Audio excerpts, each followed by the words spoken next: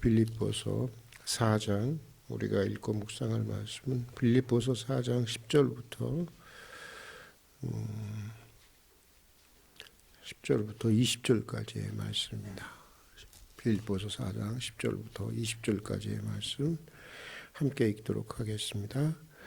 내가 주 안에서 크게 기뻐함은 너희가 나를 생각하던 것이 이제 다시 싹시 남이니 너희가 또한 이를 위하여 생각은 하였으나 기회가 없었느니라.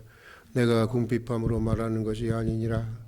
어떠한 형편에든지 나는 자족하기를 배웠노니 나는 비천에 처할 줄도 알고 풍부에 처할 줄도 알아. 모든 일 곧 배부름과 배고픔과 풍부와 궁핍에도 처할 줄을 아는 일체의 비결을 배웠노라. 내게 능력 주신 자 안에서 내가 모든 것을 할 수 있느니라. 그러나 너희가 내 괴로움에 함께 참여하였으니 잘하였도다. 빌립보 사람들아, 너희도 알거니와 복음의 시초에 내가 마게도냐를 떠날 때 주고받는 내 일에 참여한 교회가 너희 위에 아무도 없었느니라. 데살로니가에 있을 때에도 너희가 한 번뿐 아니라 두 번이나 나의 쓸 것을 보내었도다. 내가 선물을 구함이 아니오 오직 너희에게 유익하도록 풍성한 열매를 구함이라. 내게는 모든 것이 있고 또 풍부한지라. 에바브로디도의 편에 너희가 준 것을 받았으므로 내가 풍족하니 이는 받으실 만한 향기로운 제물이요 하나님을 기쁘시게 한 것이라. 나의 하나님이 그리스도 예수 안에서 영광 가운데 그 풍성한 대로 너희 쓸 것을 채우시리라. 하나님 곧 우리 아버지께 세세 무궁하도록 영광을 돌릴지어다. 아멘. 그동안 저는 우리 교회가 빌립보 교회와 같은 그런 공동체가 되기를 바라는 마음으로 빌립보서를 강해해 왔습니다. 그러나 빌립보서가 가지고 있는 그 메시지를 제대로 전달하기에는 제 역량이 턱없이 부족했음을 고백하지 않을 수가 없습니다. 앞으로 더욱더 깊고 넓은 그런 강해를 할 수 있기를 기대하면서 오늘 자족의 기쁨이라는 제목의 설교로 이제 빌립보서 강해를 마치고 내일부터는 출애굽기를 함께 살펴보고자 합니다. 이런 이야기가 있습니다. 미국 시카고에 살고 있던 가난한 농부가 엄청난 복권에 당첨되었습니다. 무려 2억 불이나 되는 복권에 당첨이 되었습니다. 당국은 가난했던 농부가 어마어마한 상급을 받게 되면 이 갑작스러운 일에 이 심장마비를 일으킬까봐 염려가 되어서 지혜를 구했습니다. 그가 천주교 신자인 것을 감안해서 신부님에게 지종을 설명하고 신부님에게 그가 놀라지 않도록 심장마비 걸려서 죽지 않도록 상금을 잘 전달해 줄 것을 부탁을 드렸습니다. 신부님이 기도하고 그를 만나러 갔습니다. 그리고는 이렇게 말했습니다. 여보게 만약에 말이야 어디까지나 이건 만약인데 말이야. 자네에게 한 2억 불 정도의 돈이 생긴다면 그 돈을 자네는 어떻게 할 것 같은가? 그러자 농부는 이제 농담을 하는지 알고 이제 빙그레 웃으면서 한 1억 불 정도는 신부님에게 드리고요 하고 그 다음에는 하는데 꽈당 소리가 나서 보니까 글쎄 신부님이 1억 불을 드리겠다는 말을 듣고 그만 심장마비로 쓰러져 죽었다는 것입니다. 웃자고 만든 이야기입니다. 그러나 신부고 목사고 간에 좌우지간 인간이라는 것이 이 물질로부터 자유롭기가 얼마나 힘들고 어려운 일인가를 얘기해 주고 있는 이야기입니다. 어느 날 세계에서 가장 부자라고 하는 록펠러에게 신문기자 한 사람이 이렇게 물었습니다. 당신은 현재 가지고 있는 것에 만족을 하십니까? 아니요. 그럼 얼마나 더 원하십니까? 조금만 더 원한다는 것입니다. 세상에서 가장 많이 소유한 사람인데도 조금만 더 가져야 만족할 수 있다고 하겠다는 것입니다. 그러나 여러분, 우리도 조금만 더 입에 달고 사는데 조금만 더가 얼마입니까 도대체? 얼마면 되는 것입니까? 아마도 조그만도에 도달하면 우리는 또다시 조그만도를 원하고 또 그 조그만도에 도달하면 우리는 또다시 조그만도를 원하게 될 것입니다. 사실 사람의 욕망이라고 하는 것이 한없이 많은 것입니다. 그러고 보면 궁핍한 것도 시험이 되지만 가난한 것도 시험이 되지만 사실 풍요로운 것도 또 시험이 되는 것입니다. 어쩌면 가난에 처하는 지혜만큼이나 풍부에 처하는 지혜도 참 필요한 것이 필요하고 또 어려운 것이 아닌가 그런 생각을 가져봅니다. 1950년대 60년대 우리 한국은 매우 가난한 나라였습니다. 저도 60년대를 살았던 사람이었습니다만은 그러나 그때 우리는 모두가 허리를 동여매고 하여간에 하여간에 저 새마을 운동을 다 찬성하는 건 아니지만 집단적으로 막 하는 거 그런 거는 아닌 것 같아요. 그런데 그래도 아침에 새벽 종이 울렸네 하면 또 일어나서 열심히 일하고 했던 그 기억이 생각이 납니다. 그래서 잘 이겨냈습니다. 우리는 가난에 처할 줄 아는 지혜가 있었던 민족이었던 것 같습니다. 그러나 언제인가부터 경제가 발전하고 밥술이나 또 먹게 되니까 교만해지기 시작을 했어요. 외국 지금은 좀 많이 달라졌지만 외국인 노동자들 처음 들어왔을 때 얼마나 많이 그 사람들 무시하고 그 사람들 막 진짜 굉장히 힘들게 했는지 모릅니다. 또 어느 순간인가부터 사치와 타락을 일삼게 되었습니다. 통계를 보니까요. 향락 산업 쪽으로 소비되는 한국의 돈이 1년에 얼마나 될 것 같아요, 여러분? 24조 원이랍니다. 24조 원이 소비되고 있다는 것입니다. 가난에 처하는 비결은 알았지만 풍요에 처하는 비결은 우리가 아직 배우지 못하고 있는 것이 아닌가 그런 생각이 듭니다. 여러분 버는 것도 중요합니다. 하지만 그보다 더 귀한 것은 사실 바르게 쓰는 것입니다. 우리에게는 궁핍이나 비천에 처하는 지혜가 중요한 것입니다. 그러나 성공이나 풍부에 처하는 비결도 그만큼 소중한 것입니다. 본문은 극한 가난 속에서도 바울의 선교를 위해서 여러 차례 후원금을 전달한 이 빌립보 교회를 향한 바울의 감사와 축복의 기도가 담겨져 있는 말씀입니다. 여기 보면 모든 여건 속에서 자족하며 풍성한 기쁨의 삶을 살아갔던 바울의 위대한 이 고백이 등장하는 것을 보게 됩니다. 설교를 준비하면서 목사로서 늘 가난에 허덕이며 살아가는 게 인간의 목회의 삶인데 저는 이 고백이 저의 고백이 되기를 정말 바라면서 수없이 읽어보았습니다. 그러면서 내가 비록 훌륭한 목사는 되지 못할지라도 최소한 먹고 사는 문제를 가지고 비굴해지거나 흔들리는 목사가 되지는 말아야겠다고 하는 것을 수없이 다짐해 보았습니다. 오늘 본문 11절과 12절의 말씀을 우리 다 같이 한번 읽어보도록 하겠습니다. 같이 읽겠습니다. 내가 궁핍함으로 말하는 것이 아니라 어떠한 형편에든지 나는 자족하기를 배웠나니 나는 비천에 처할 줄도 알고 풍부에 처할 줄도 알아. 모든 일 곧 배부름과 배고픔과 풍부와 궁핍에도 처할 줄 아는 일체의 비결을 배우노라. 우리 다시 한번 읽어볼까요? 내가 궁핍함으로 말하는 것이 아니라 어떠한 형편에든지 나는 자족하기를 배웠노니 나는 비천에 처할 줄도 알고 풍부에 처할 줄도 알아. 모든 일 배부름과 배고픔과 풍부와 궁핍에도 처할 줄 아는 일체의 비결을 배웠노라. 바울은 어떠한 형편에서든지 뭘 배웠다는 거예요? 자족하기를 배웠다고 하는 것입니다. 그래서 없어도 비굴하지 않았습니다. 또 있다고 해서 교만하지도 않았습니다. 있으면 있는 대로 없으면 없는 대로 다 자족하면서 감사하며 살았다고 하는 것입니다. 자, 또 바울은 일체의 비결을 배웠다고 하는 것입니다. 그래서 이제 가난해도 좋다는 것입니다. 부해도 좋다는 것입니다. 배불러도 좋고 배고파도 좋다는 것입니다. 병들면 병든 대로 건강하면 건강한 대로 이제는 다 만족하며 살아갈 수 있는 일체의 비결을 삶의 비결을 터득하게 되었다고 하는 것인데 저는 이런 생각이 들더라고요. 도의 정상에 선 사람이다. 그가 그리스도인이든 한 인간이든 간에 이 한 인간으로서 이룰 수 있는 도의 정상에 선 사람이 아닌가. 그런 사람의 고백이 아닐까. 그런 생각을 했습니다. 바울의 이 고백이 우리의 고백이 될 수 있다면, 나의 고백이 되고 여러분의 고백이 될 수 있다고 한다면 세상 살아가는데 문제가 되겠습니까? 안 되겠습니까? 문제가 되는 이유가 뭘까요? 이게 안 되니까 문제가 되는 것이죠. 문제가 될 것이 없습니다. 우리가 살아가면서 알아야 할 것이 많이 있지만, 우리가 알아야 할 것들이 많이 있지만, 무엇보다도 우리가 알아야 할 것이 무엇이겠어요?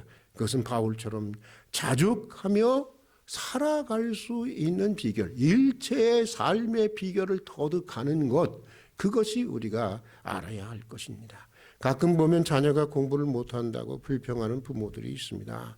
저도 공부 못하는 두 딸을 둔 아버지로서 제가 분명하게 말할 수 있는데, 이런 부모님들은 정신바가 아이들이 수용되어 있는 요양소에 가서 하루만 봉사하고 오면 다시는 그런 불평하지 못할 것입니다. 그렇지 않겠습니까? 세월호 사건만 한 번만 생각해도 그런 생각 못할 거예요. 아이고, 우리 아이가 사라져 있는 것만 해도 고마워. 이런 생각이 절로 들지요. 또 우리가 철없을 때는 부모에 대해서 이런저런 불평을 하지만 고아원에 가서 하루만 봉사하고 오면 그런 불평이 쑥 들어가게 되어 있습니다. 제가 고아원에 가서 여러 번 봉사도 해봤지만 그 아이들은 이렇게 가는, 그냥 우리가 이렇게 이제 갈게 다시 또 올게 하면은 그 아이들의 눈이 얼마나 간절한지 몰라요. 정말 그런 거 보면 부모가 조금 못해준다고 이거 불평할 일이 아닌 것입니다. 만족의 비결을 얻지 못해서 그렇지 깨닫고 보면 감사하고 기뻐할 것이 참 많이 있습니다. 특별히 모든 것을 합력하여 선을 이루어 가시는 하나님의 섭리의 관점으로 보면 우리는 은혜 가운데 살아온 것이고 앞으로 또한 은혜 가운데 살아갈 것을 믿게 되는 것입니다. 바울은 이것을 알았던 사람이었습니다. 자족하는 일체의 비결을 알았던 사람, 그가 바로 사도 바울이었던 것입니다. 그런데 여러분, 어떻게 해야 우리가 바울처럼 자족하는 삶의 비결을 아는 사람이 될 수 있을까? 먼저 여러분, 무엇보다도 하나님의 은혜가 우리를 붙들어 주셔야 하는 것입니다. 하나님이 주시는 능력이 필요한 것입니다. 본문 13절을 한번 같이 읽어보도록 하겠습니다. 같이 읽겠습니다. 내게 능력 주신 자 안에서 내가 모든 것을 할 수 있느니라. 다시 한번 읽어볼까요? 내게 능력 주신 자 안에서 내가 모든 것을 할 수 있느니라. 대개들 안 보고 하시네요. 그만큼 유명한 구절이라는 거죠. 다 알고 있는 구절이라는 거죠. 한국인들이 가장 좋아하는 구절 중에 한 구절이라고 합니다. 그러나 오해도 그만큼 많은 구절이기도 합니다. 이 말씀 하면 된다, I can, 하면 내가 이룰 수 있다, 이런 긍정의 힘을 표현하는 말이 아닙니다. 여기서 모든 것이 할 수 있다라고 하는 것은 내가 원하는 모든 것을 할 수 있다라고 하는 것이 아닙니다. 문맥의 뜻을 따라 읽어야 하는데, 이 말씀은 내가 어떤 형편에 처해 있든지 가난하든지 풍부하든지 나는 만족할 수 있다라고 하는 말씀입니다. 배고프든지 배부르든지 병들었든지 건강하든지 살든지 죽든지 어느 때나 나는 다 만족하고 나는 기뻐할 수 있다고 하는 것입니다. 그런데 중요한 것은 뭐냐? 내게 능력 주시는 자 안에서 그렇게 할 수 있다는 것입니다. 내게 능력 주신 자 안에서 그렇게 할 수 있다는 거예요. 그러니까 내 힘으로 할 수 있다는 것이 아닙니다. 내 노력으로 할 수 있다는 것이 아닙니다. 내가 어떤 수양을 쌓아서 도달할 수 있는 도의 경지가 아니라는 것입니다. 하나님이 은혜를 주시고 하나님의 능력 가운데 머물 때 가능하다고 하는 것입니다. 하나님의 은혜요, 하나님의 도우심이라는 것입니다. 그러니까 자족하는 기쁨을 얻기 위해서는 부단히 무엇을 우리는 구해야 되는 거예요? 무엇을 구해야 됩니까? 하나님의 능력과 하나님의 은혜를 구해야 하는 것입니다. 경험해 보신 분은 알지만요, 하나님의 은혜가 임할 때 문제만 해결되는 게 아닙니다. 우리는 문제만 해결돼야 하나님이 임한다고 생각하는데 이거 택도 없는 생각입니다. 여러분, 하나님의 은혜가 임할 때 더 큰 은혜는 뭔지 아세요? 우리의 생각이 열리는 거예요. 폭이 열려요. 생각의 폭이 열리고 깊이가 열리는 것입니다. 그리고 영적인 안목이 열리게 되는 것입니다. 그래서 내가 지금 직면한 현실보다 그것이 가지는 의미를 더 깊이 생각하게 되는 것입니다. 이게 진짜 은혜인데 그걸 잘 모르고 살아갈 때가 참 많아요. 그래서 내 뜻보다 하나님의 뜻을 더 깊이 생각하게 되는 것입니다. 세속적인 것보다 신령한 것을 더 바라보게 됩니다. 현세적인 것보다 미래적이고 영원한 것을 더 많이 생각하게 됩니다. 내가 지금 얼마나 고생하고 얼마나 억울한 일을 당하느냐 보다는 내가 지금 수고하는 이 고생하는 일로 인해 고통받는 일로 인해 다른 사람들에게 또 주의 복음에 얼마나 큰 유익이 되고 있는가를 생각하게 됩니다. 그리고 좀 더 깊이 들어가서 내 수고 내 희생을 통해서 하나님의 나라가 어떻게 확장되고 있고 오늘 내 고난을 통해서 하나님의 영광이 어떻게 드러나고 있는지 내가 어느 만큼 성장하고 있는지를 성숙하고 있는지를 바라보고 감사하게 되는 것입니다. 기쁨의 차원이 달라지고 기쁨의 관점이 바뀌게 되는 것입니다. 물론 하나님의 능력은 가난을 얼마든지 부로 만들 수 있습니다. 여러분 그냥 부로 만들어주면 좋겠죠? 질병을 얼마든지 건강으로 만들 수 있습니다. 이 한양국이 맨날 이렇게 아픈데 이까지 것 하나 못 해주시겠어요? 하나님이 하시려면? 그러나 때때로 하나님은 더 큰 유익을 위해서 우리를 가난 속에 병약함 속에 또 고난과 시련 속에 그대로 내버려 놓아두고 아니 주님의 우주적인 구원의 섭리를 위해서 특별한 뜻이 있을 때는 평생 놓아둘 수 있어요. 우리가 이걸 부인하면 안 됩니다. 그래서 여러분 박해 시대 그리스도인들이 그랬고 지금도 오지 선교사들은 그렇게 살아가고 있어요. 그렇게 살아가고 있어요. 그리고 그 안에서 주님의 은혜와 평강을 정말 그렇지 못한 사람들이 누리지 못하는 하나님의 신령한 세계를 누리며 살아가게 하는 것입니다. 또 풍부의 처에서도 그렇습니다. 우리에게 은혜가 임할 때 모든 것이 주님으로부터 왔고 주님의 것인 줄을 알아 가졌으면서도 겸손할 줄 알게 되는 것이고 우리가 가진 것을 이웃과 더불어 바르게 향유하게 하시는 것입니다. 여러분, 여러분의 것이 주님의 것인 줄 믿습니까? 왜 대답을 바로 못해요? 여러분의 것이 주님의 것인 줄 믿습니까? 여러분 그럼 주님이 여러분에게 원하시는 건 뭐예요? 그거 혼자 쓰라고 그래요? 아니면 같이 쓰라고 그래요? 왜 대답을 못해요? 혼자 쓰래요? 같이 쓰래요? 이웃과 더불어 같이 쓰라고 그랬죠? 그대로 살아요. 그대로 사시라고요. 예, 여러분. 그게 바르게 향유하는 법이에요. 이웃과 같이 쓰잖아요. 조금이라도 같이 쓰잖아요. 어떤 분이 글쎄 저에게 이 말씀. 난 먹고 사는 건 괜찮은 사람인데 어떤 교인이 되게 제가 불쌍했나 봐요. 우리 교인이 아닌데 5만 원을 보내왔어요. 쌀 사 먹으라고. 그래갖고 나는 쌀 사 먹을 돈이 있는데 왜 이걸 주시나 해갖고 그 돈을 갖다가 이 진짜로 쌀 사 먹은 사람 없는 사람한테 줘야 되겠다. 그리고 이제 그분에게 5만 원을 더 보태서 주었어요. 이렇게 줬어요. 여러분 5만 원이잖아요. 그 돈이 어떻게 했을까요? 세 사람을 참 기쁘게 했던 거예요. 세 가족을 기쁘게 했어요. 주는 마음이 기뻤겠어요? 안 기뻤겠어요? 기뻤겠죠? 받는 제 마음이 기뻤겠어요? 안 기뻤겠어요? 기뻤겠죠? 제가 또 줬는데 주는 기쁨이 좋았겠어요? 안 좋았겠어요? 좋았겠죠? 여러분 받는 또 그분이 좋았겠어요? 안 기뻤겠어요? 좋았겠죠. 여러분 기쁨이 있는 거죠. 여러분 그래서 하나님의 은혜가 임할 때 우리는 자족하는 일체의 비결을 얻게 되는 것입니다. 그러므로 우리는 늘 하나님의 은혜를 구하고 그 능력을 사모해야 하는 거예요. 이게 내 마음대로 안 돼요.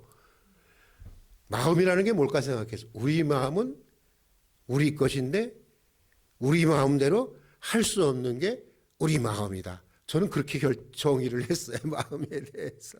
하나님의 은혜가 있어야 하는 것입니다. 또 일체의 비결을 아는 사람이 되기 위해서는 우리 따라서 합시다. 배워야 합니다. 배워야 합니다. 예. 은혜를 받고 능력을 받았다고 해서 바로 이 경지에 오를 수 있는 것이 아닙니다. 은혜 가운데 끊임없이 배우고 훈련해 가야 하는 것입니다. 그래서 오늘 본문에서 바울은 뭐라고 얘기하겠어요? 내가 일체의 비결을 어떻게 했노라? 배웠노라 라고 말하고 있는 것을 보게 됩니다. 자기도 처음부터 이런 사람이 아니었다는 것입니다. 많은 배움을 통해서 또 많은 훈련을 통해서 여기에 이르게 되었다고 하는 것입니다. 여러분 배움에는 아시는 대로 시간이 필요한 것입니다. 훈련이 필요한 것입니다. 일정한 과정이 있어야 하는 것입니다. 이제 막 한글을 배우는 유치원생이 대학생들의 수업을 들으면 알아먹을까요? 못 알아먹습니다. 들을 수 있어도 무슨 말인지 모르는 것입니다. 다 단계를 거쳐야 하는 거예요. 유치원을 거치고 초등학교를 거치고 중학교를 거치고 고등학교를 거치고 그렇게 해야 여러분 할 수가 있는 것입니다. 자족의 비결도 그런 것입니다. 어느 날 갑자기 문득 되는 것이 아닙니다. 하나님의 은총을 붙들고 날마다 조금씩 배워가는 것입니다. 이런저런 상황을 경험하면서 배워야 하는 것입니다. 날마다 하나님의 말씀을 배우고 감사의 비결을 배우고 또 그것이 우리의 습관이 되고 체질이 되고 생활이 될 때까지 반복해서 훈련해야 하는 것입니다. 이런 배움의 과정을 통해서 일체의 비결을 아는 사람들로 세워져 가는 것입니다. 제가 이렇게 이 개업하는 데 가면요, 이런 말을 가끔 할 때가 있어요. 일부러 배우게 하기 위해서 그런 건데, 저금 통장을 따로 해놓고 그날 수입의 100분의 1이고 200분의 1이고 얼마든 좋다. 그냥 한 손님 왔으면 조금씩 100분의 1, 1000분의 1, 뭐 그래도 좋으니까 얼마든 상관없이 마음에 정해지는 대로 거기다 계속해서 그것은 좀 이웃을 위해 사용할 수 있도록 한번 해봐라. 그렇게 제가 가르쳐 주거든요. 그렇게 좀 해보라고 그랬는데 하는 곳 한 곳도 없더라고요. 제가 능력이 없어서 그렇습니다만은 참 복을 거둬 차는 거라고 생각이 들어요. 솔직히 얘기하면. 그 굉장히 달라집니다. 삶이. 그거 넣는 거 돈 얼마가 문제가 아니에요. 그것을 넣을 때 내가 돈을 어떻게 사용해야지? 이거 하나님이 내게 주신 돈이지? 여러분 이웃을 생각하게 되지? 삶의 차원이 달라지는 거거든요. 작은만 거라도. 20세기 중반 인권운동으로 노벨상 수상을 한 마틴 루터 킹 목사에 의하면 그리스도인들에게는 두 종류의 그리스도인이 있다고 합니다. 하나는 온도계 같은 그리스도인이 있다고 합니다. 그리고 다른 하나는 자동 온도 조절계 같은 그리스도인이 있다고 합니다. 온도계는 어떻습니까? 날씨가 추워지면 온도가 내려갑니까? 높아집니까? 그냥 내려가죠. 날씨가 더워지면 어떻게 되죠? 온도계는 올라갑니다. 온도계와 같은 그리스도인은 어떤 그리스도이냐? 환경에 따라 오르락내리락합니다. 신앙이 오르락내리락하고 열정과 봉사도 오르락내리락합니다. 기쁨도 행복도 오르락내리락합니다. 이게 뭐예요? 온도계와 같은 신앙이라는 것입니다. 그러나 자동 온도 조절기는 다릅니다. 날씨가 추우면 어떻게 되죠? 스스로 온도를 올려요. 날씨가 춥다. 올리자. 그리고 올려요. 그리고 날씨가 더우면 스스로 내립니다. 그래서 자동 온도 조절기와 같은 그리스도인은 어떤 환경 속에서도 만족하며 살아갈 수 있는 것입니다. 바울은 바로 이런 사람이었습니다. 어떤 환경 속에서도 자족할 줄 아는 사람이었습니다. 그래서 그는 모든 상황에 만족할 수 있었고 감사할 수 있었고 기뻐할 수 있었고 찬양할 수 있었고 행복할 수 있었고 모든 상황에서 중요한 것은 하나님의 승리를 바라볼 수 있었던 사람이라고 하는 것입니다. 어떤 형편에서든지 내가 자족하기를 배웠노니 나는 비천에 처할 줄도 알고 풍부에 처할 줄도 알아.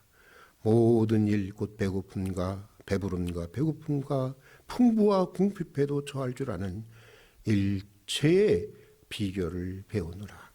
내게 능력 주신 자 안에서 내가 모든 것을 할 수 있느니라. 바울의 이 고백이 오늘 저와 여러분의 고백이 될 수 있기를 주의 이름으로 축복합니다. 이걸 표대로 세우고 내년에는 내가 일 못하고 하나님 부자가 되려고 그냥 되겠습니다. 막 이런 표대 말고 하나님이 부자를 되게 하려면 그냥 부자가 되게 하세요. 여러분이 막 부자가 되겠다고 해서 부자가 되는 게 아니라니까. 그렇잖아요. 우리 살아봤잖아요. 이때까지 다 살아봤으면서. 그거보다는 딱 하나님 내년에는 일체의 삶의 비결을 아는 사람이 되는 일에 좀 더 가까이 다가가는 한 해가 되겠습니다. 라고 하는 목표를 세우면 얼마나 멋져요. 얼마나. 그런 그리스도인이 될 수 있기를 주의 이름으로 축복합니다. 같이 기도합니다. 지난 한밤도 주의 날개 안에 품어주셨다가 이른 새벽 깨워주시고 다시 기도의 자리로 불러주신 것을 진심으로 감사드립니다. 저희가 곤고한 날에 비굴하고 불행했을 때 불행해했고 풍요로울 때 교만하고 자만해하기도 했습니다. 환경에 따라 저희 믿음이 달라졌습니다. 여건에 따라 저희 신앙이 이리저리 흔들리기도 했습니다. 긍휼히 여겨주시고 어떠한 형편에서도 스스로 족한 줄 알고 살아가는 저희들이 되게 해 주시옵소서. 내게 능력 주신 자 안에서 내가 모든 것을 할 수 있음을 배우고 자족하는 일체의 삶의 비결을 아는 사람들로 성장하게 해 주시옵소서. 모든 상황에서 만족하고 감사하고 기뻐하고 모든 상황 속에서 주님의 승리를 바라볼 줄 아는 주의 사람들이 되게 하여 주시옵소서. 예수님 이름으로 기도드립니다. 아멘.